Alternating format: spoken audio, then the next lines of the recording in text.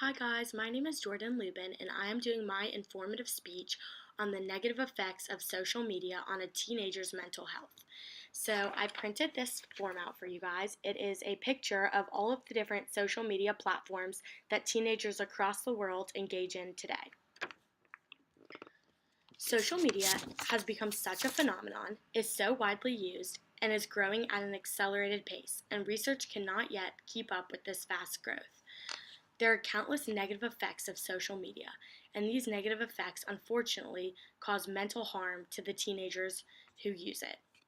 So, for my first point, I'm going to talk about the rising levels of anxiety, depression, feelings of loneliness, feelings of inadequacy, and suicidal thoughts that are associated with social media. Studies have shown that their levels of anxiety and depression have risen in teenagers across the world ever since the first iPhone came out 10 years ago. So there's a direct correlation between the iPhone coming out and the rising levels of anxiety and depression with teenagers. According to the Pew Research Center, from an article dated May 21st, 2018, 95% of teens say that they have a smartphone, and 45% say that they are online constantly. So, this just goes to show that social media is literally at the fingertips of so many teenagers across the world. I printed off a graph of monthly users. This is actually dated from 2017, so it's even gotten worse this past year. So, like 2 billion people are on Facebook, 1.5 are on YouTube, Instagram, Twitter, Snapchat, etc. So, that's just going to show that the levels are rising. There is a compare and despair factor. So, students or teenagers feel as if they need to constantly compare their lives with their friends and those around. It is inevitable that teenagers will compare what they're posting to what others are posting and what they're doing to what others are doing. And this leads to feelings of jealousy, deception, and self consciousness. So then there's also a pressure to feel like you have to share, and a pressure and the inability to control what others can post about you, which also leads to anxiety.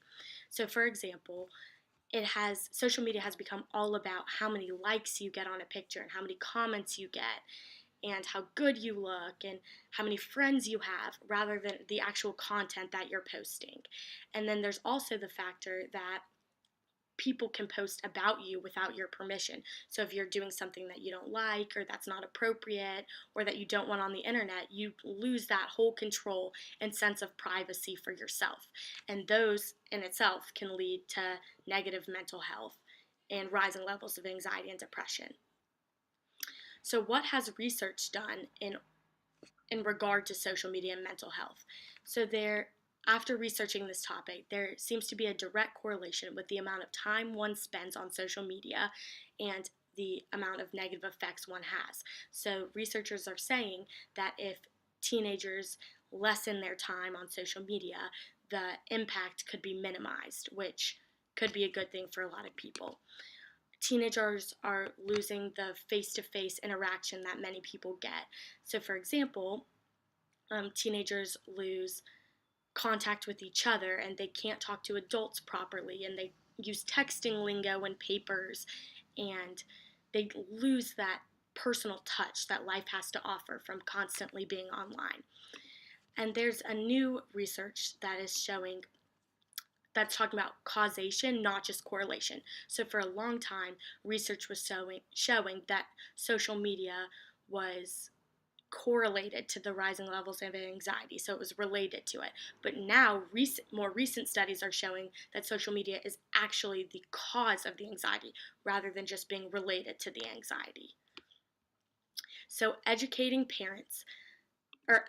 about the overuse of social media is another topic.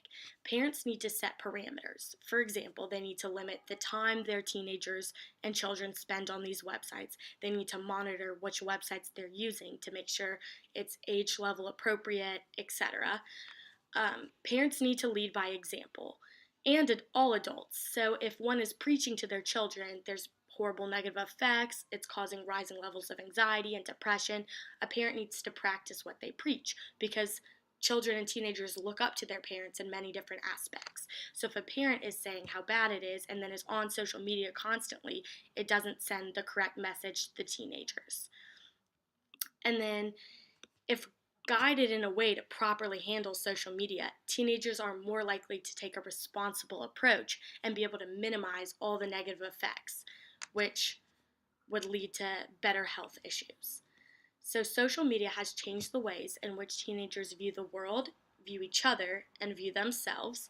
Social media went from being an occasional connection to family and friends across the world to being an everyday staple in their lives. Social media continues to enable feelings of inadequacy, loneliness, anxiety, depression, and suicidal thoughts. And the negative effects of social media, if not recognized, may be detrimental to teenagers even beyond their teenage years.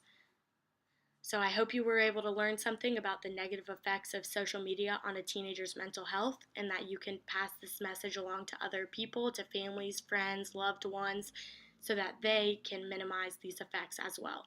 Thank you.